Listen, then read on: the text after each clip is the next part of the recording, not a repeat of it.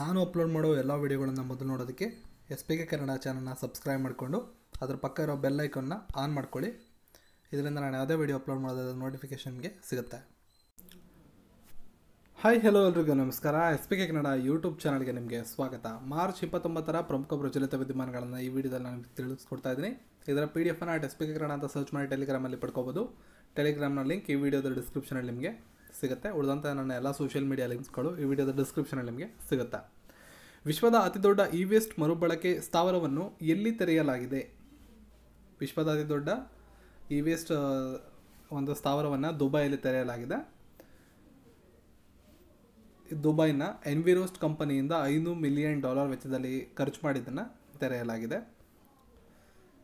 ಇದ್ರ ಬಗ್ಗೆ ಹೆಚ್ಚಿನ ಮಾಹಿತಿಯನ್ನು ಈ ಮರುಬಳಕೆ ಕೇಂದ್ರದ ಸಂಸ್ಕರಣಾ ಸಾಮರ್ಥ್ಯ 1,00,000 ಟನ್ಗಳಷ್ಟು ಸಂಯೋಜಿತ ತ್ಯಾಜ್ಯ ವರ್ಷಕ್ಕೆ, ಅದರಲ್ಲಿ 39,000 ಟನ್ಗಳಷ್ಟು ವೇಸ್ಟನ್ನು ತುಂಬಬಹುದಾಗಿದೆ.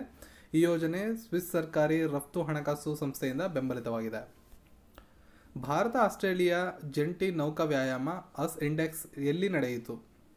ಸರಿಯಾದಂಥ ಉತ್ತರ ವಿಶಾಖಪಟ್ಟಣಂನಲ್ಲಿ ಇದು ನಡೆದಿದೆ. ಭಾರತ ಮತ್ತು ಆಸ್ಟ್ರೇಲಿಯಾ ಜಂಟಿ ನೌಕಾ ವ್ಯಾಯಾಮದ 3ನೇ ಕಂತು ಏಪ್ರಿಲ್ 2ರಿಂದ ಏಪ್ರಿಲ್ 16ರವರೆಗೆ ವಿಶಾಖಪಟ್ಟಣಂ ಕರಾವಳಿಯಲ್ಲಿ ಇದು ನಡೆಯುತ್ತೆ. ಇದರ ಹೆಸರು ಆಸ್ ಇಂಡೆಕ್ಸ್. AUS ಆಸ್ಟ್ರೇಲಿಯಾನ ಇದು ಮಾಡಿದೆ ಇಂಡೆಕ್ಸ್. ಭಾರತ ಮತ್ತು ಆಸ್ಟ್ರೇಲಿಯಾ ವಿಶಾಖಪಟ್ಟಣಂ.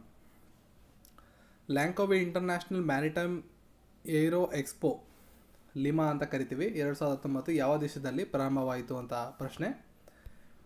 ಸರಿಯಾದಂಥ ಉತ್ತರ ಆಪ್ಷನ್ 4 ಮಲೇಷ್ಯಾದಲ್ಲಿ ಇದು ಪ್ರಾರಂಭವಾಗಿದೆ. ಇದು 26 ಮಾರ್ಚಿಂದ 30 ಮಾರ್ಚ್ ತನಕ ಮಲೇಷ್ಯಾದ ಲ್ಯಾಂಗ್ವಿಯಾದಲ್ಲಿ ನಡೀತದೆ. ಭಾರತೀಯ ಏರ್ಫೋರ್ಸ್ ಮೊದಲ ಬಾರಿಗೆ ಈ ಒಂದು ಮ್ಯಾರಿಟೈಮ್ ಎಕ್ಸ್ಪೋದಲ್ಲಿ ಭಾಗವಹಿಸ್ತಾ ಇದೆ. ಯಾವ ದೇಶದ ಸಂಶೋಧಕರು ಕಣ್ಣಿನ ಮೇಲ್ಮೈ ಕ್ಯಾನ್ಸರನ್ನು ಪತ್ತೆ ಹಚ್ಚಲು ಹೊಸ ಸ್ವಯಂಚಾಲಿತ ಆಕ್ರಮಣಶೀಲ ವಿಧಾನವನ್ನು ಅಭಿವೃದ್ಧಿಪಡಿಸಿದ್ದಾರೆ? ಸರಿಯಾದಂಥ ಉತ್ತರ ಆಸ್ಟ್ರೇಲಿಯಾದ ಸಂಶೋಧಕರು ಇವಂಥ ಸಾಧನೆಯನ್ನು ಮಾಡಿದ್ದಾರೆ.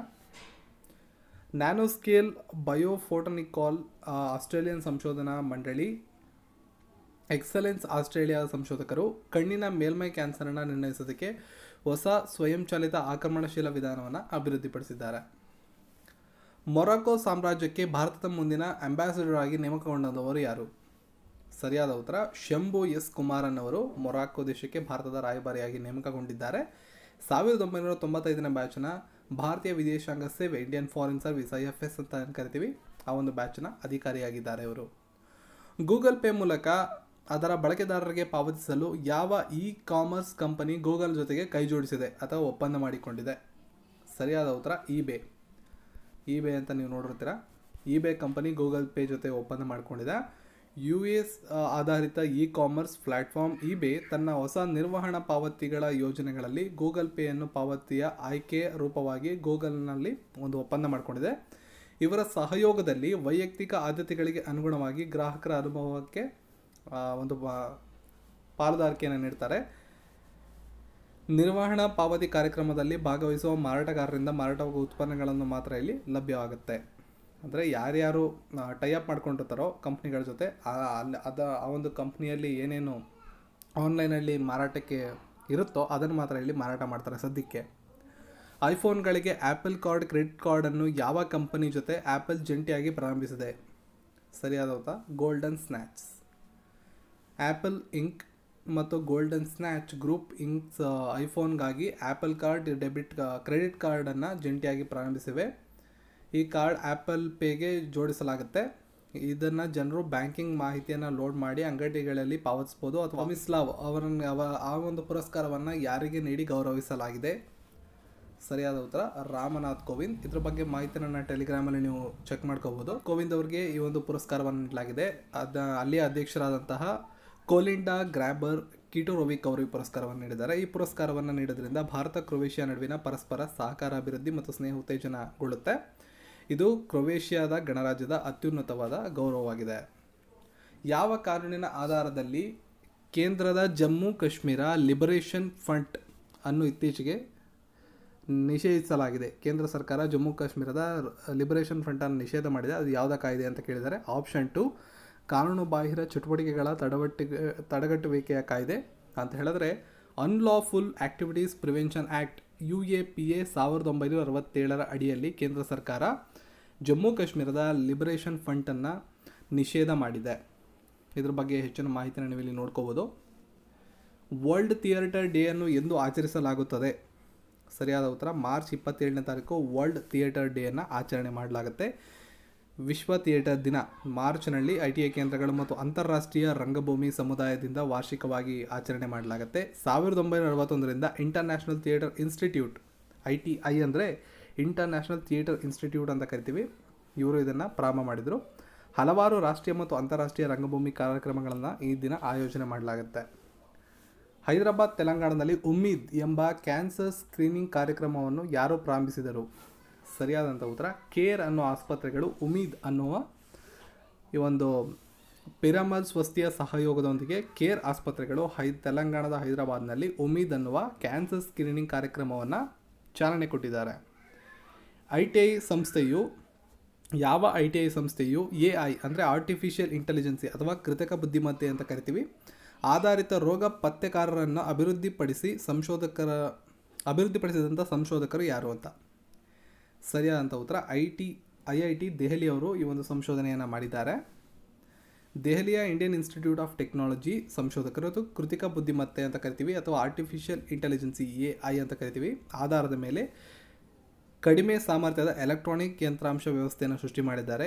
ಇದು ಕೆಲವೇ ಮಿಲಿಸೆಕೆಂಡ್ಗಳಲ್ಲಿ ಮಲೇರಿಯಾ, ಕ್ಷಯ, ಕರುಳಿನ ಪರಾವಲಂಬಿ ಮತ್ತು ಗರ್ಭಕಂಠದ ಕ್ಯಾನ್ಸರನ್ನು ಪತ್ತೆ ಹಚ್ಚುವ ಸಾಮರ್ಥ್ಯವನ್ನು ಹೊಂದಿರುತ್ತೆ. ಬಹಳ ಪ್ರಮುಖವಾದಂಥ ಒಂದು ವಿಚಾರ, ಬಾಹ್ಯಾಕಾಶ ಕ್ಷೇತ್ರದಲ್ಲಿ ವಿಜ್ಞಾನಿಗಳ ಒಂದು ಮಹತ್ತರ ಸಾಧನೆಯನ್ನು ಮಾಡಿದ್ದಾರೆ. ಬಾಹ್ಯಾಕಾಶದಲ್ಲಿರುವ ಉಪಗ್ರಹಗಳನ್ನು ಒಡೆದು ಉರುಳಿಸುವ ಉಪಗ್ರಹ ನಿರೋಧಕ ಕ್ಷಿಪಣಿ ASAT ಅಂತ ಕರಿತೀವಿ. ಪತ್ರಿಕೆಗಳಲ್ಲಿ ಅಥವಾ ಟಿವಿಗಳಲ್ಲಿ ನೀವು ನೋಡಿರ್ಬೋದು ASAT. ಈ ಪರೀಕ್ಷೆಯನ್ನು ಭಾರತ ಯಶಸ್ವಿಯಾಗಿ ನಡೆಸಿದೆ. ಇದರ ಬಗ್ಗೆ ಬುಧವಾರ ಪ್ರಧಾನಿಯವರು ತಿಳಿಸಿದ್ದಾರೆ. ಮಿಷನ್ ಶಕ್ತಿ ಅಂತ ಇದರ ಹೆಸರು. ಈ ಕಾರ್ಯಾಚರಣೆಯನ್ನು ಮಿಷನ್ ಶಕ್ತಿ ಅಂತ ಕರೀತಾರೆ. ಈವರೆಗೆ ಇದನ್ನು ಅಮೆರಿಕ, ರಷ್ಯಾ, ಚೀನಾ ಮಾತ್ರ ಮಾಡಿತ್ತು. ಈಗ ಭಾರತ ಈ ಪಟ್ಟಿಗೆ ಸೇರಿಕೊಂಡಿದೆ, 4ನೇ ರಾಷ್ಟ್ರ ಆಗಿ ಹೊರಹೊಮ್ಮಿದೆ. ಭಾರತವು ಉಪಗ್ರಹ ನಿರೋಧಕ ಕ್ಷಿಪಣಿಯ ಪ್ರತ್ಯಕ್ಷತೆ ಯಶಸ್ವಿಯಾಗಿ ನಡೆಸಿದೆ. ಬಾಹ್ಯಾಕಾಶದಲ್ಲಿ 300 ಕಿಲೋಮೀಟರ್ ಎತ್ತರದ ಕಕ್ಷೆಯಲ್ಲಿದ್ದಂತಹ ಉಪಗ್ರಹವನ್ನು ನಮ್ಮ ಕ್ಷಿಪಣಿ ಹೊಡೆದು ಉರುಳಿಸಿದೆ.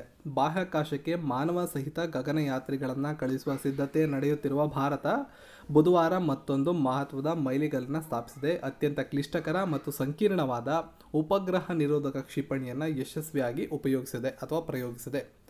ಬಾಹ್ಯಾಕಾಶದಲ್ಲಿರುವ ಸಜೀವ ಉಪಗ್ರಹವನ್ನು ಮಿಸೈಲ್ ಮೂಲಕ ಹೊಡೆದುರುಳಿಸುವ ಈ ತಂತ್ರಜ್ಞಾನವನ್ನು ತನ್ನದಾಗಿಸಿಕೊಳ್ಳುವ ಮೂಲಕ ಭಾರತ ಬಾಹ್ಯಾಕಾಶ ಕ್ಷೇತ್ರದಲ್ಲಿ ಸೂಪರ್ ಪವರ್ ರಾಷ್ಟ್ರವಾಗಿ ಹೊರಹೊಮ್ಮಿದೆ. ಅಷ್ಟೇ ಅಲ್ಲ, ತಂತ್ರಜ್ಞಾನ ಹೊಂದಿರುವ ವಿಶ್ವದ 4ನೇ ರಾಷ್ಟ್ರ ಅಂತ ಕೂಡ, ಈ ಒಂದು ತಂತ್ರಜ್ಞಾನವನ್ನು ಹೊಂದಿರುವ ವಿಶ್ವದ 4ನೇ ರಾಷ್ಟ್ರ ಅಂತ ಭಾರತ ಪಾತ್ರವಾಗಿದೆ. ASAT ಅಂತ ಕರಿತೀವಿ. ಉಪಗ್ರಹ ನಿರೋಧಕ ಕ್ಷಿಪಣಿ ಮೂಲಕ ಭೂಮಿಯ ಕೆಳಕಕ್ಷೆಯಲ್ಲಿದ್ದ ಉಪಗ್ರಹವನ್ನು ಹೊಡೆದುರುಳಿಸಲಾಗುತ್ತೆ.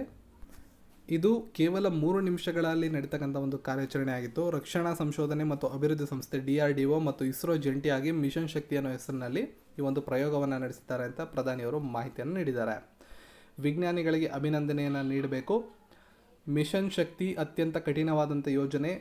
ಸೂಪರ್ ಪವರ್ ರಾಷ್ಟ್ರವಾಗಿ ಭಾರತ 4ನೇ ಸ್ಥಾನದಲ್ಲಿ ನಿಲ್ಲೋದಕ್ಕೆ DRDO ಮತ್ತು ಇಸ್ರೋದ ವಿಜ್ಞಾನಿಗಳು ಪ್ರಮುಖ ಪಾತ್ರವನ್ನು ವಹಿಸಿದ್ದಾರೆ.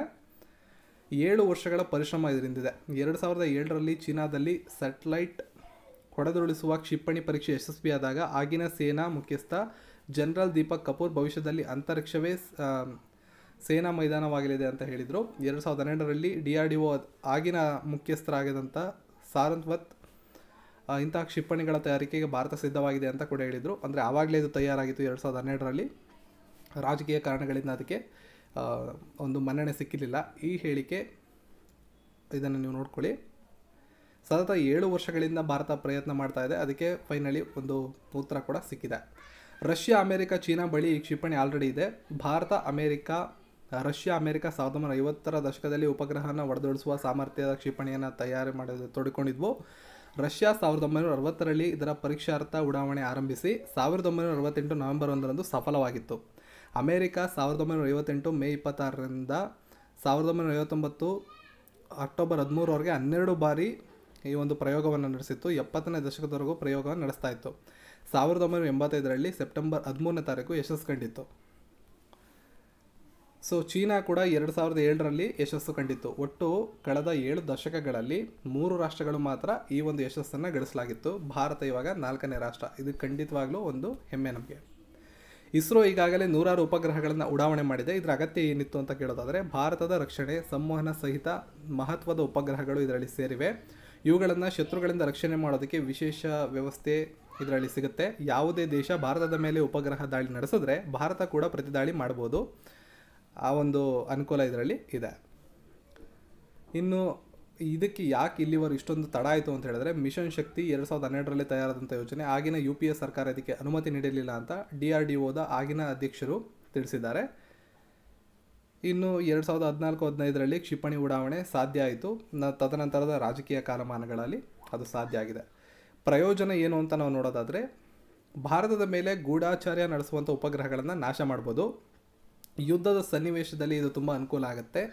ಹಾಗೆ ಬಾಹ್ಯಾಕಾಶದಲ್ಲಿರುವ ಭಾರತದ ಉಪಗ್ರಹಗಳಿಗೆ ರಕ್ಷಣೆ ಸಿಗುತ್ತೆ. ಬೇರೆ ರಾಷ್ಟ್ರದ ಉಪಗ್ರಹಗಳು ನಮ್ಮ ಉಪಗ್ರಹಗಳನ್ನು ನಾಶ ಮಾಡೋಕ್ಕಾಗೋದಿಲ್ಲ. ಜಾಗತಿಕ ಮಟ್ಟದಲ್ಲಿ ಭಾರತಕ್ಕೆ ಮನ್ನಣೆ ಸಿಕ್ಕಿದೆ. ಯಾಕಂದರೆ ಸೂಪರ್ ಪವರ್ ರಾಷ್ಟ್ರ 4ನೇ ಸ್ಥಾನವನ್ನು ಭಾರತ ಪಡ್ಕೊಂಡಿದೆ. ಚೀನಾ, ರಷ್ಯಾ ಮತ್ತು ಅಮೆರಿಕದ ನಂತರ ಭಾರತ 4ನೇ ಸ್ಥಾನದಲ್ಲಿದೆ. ಇದು ನಮ್ಮ ಹೆಮ್ಮೆ ಆಗುತ್ತೆ. ಇದ್ರ ಬಗ್ಗೆ ಇನ್ನಷ್ಟು ಹೆಚ್ಚಿನ ಮಾಹಿತಿಯನ್ನು ನೀವು ಸಂಗ್ರಹ ಮಾಡಿ. ಈ ವಿಡಿಯೋ ಇಷ್ಟ ಆಗಿದರೆ ಈ ವಿಡಿಯೋನ ಲೈಕ್ ಮಾಡಿ, ಜೊತೆಗೆ ಶೇರ್ ಮಾಡಿ ಹಾಗೂ ಚಾನಲ್ನ ಸಬ್ಸ್ಕ್ರೈಬ್ ಮಾಡಿ. ಇದರ PDF ಅನ್ನು ಪಡ್ಕೊಂಡು ಇದರ ಸಂಪೂರ್ಣ ಮಾಹಿತಿಯನ್ನು ಓದ್ಕೊಳ್ಳಿ. ನಮ್ಮ ಟೆಲಿಗ್ರಾಮ್ ಗ್ರೂಪ್ನ ನೀವು ಜಾಯ್ನ್ ಆಗಿ @SPK ಕನ್ನಡ ಅಂತ ಸರ್ಚ್ ಮಾಡಿ ಜಾಯ್ನ್ ಆಗಿ.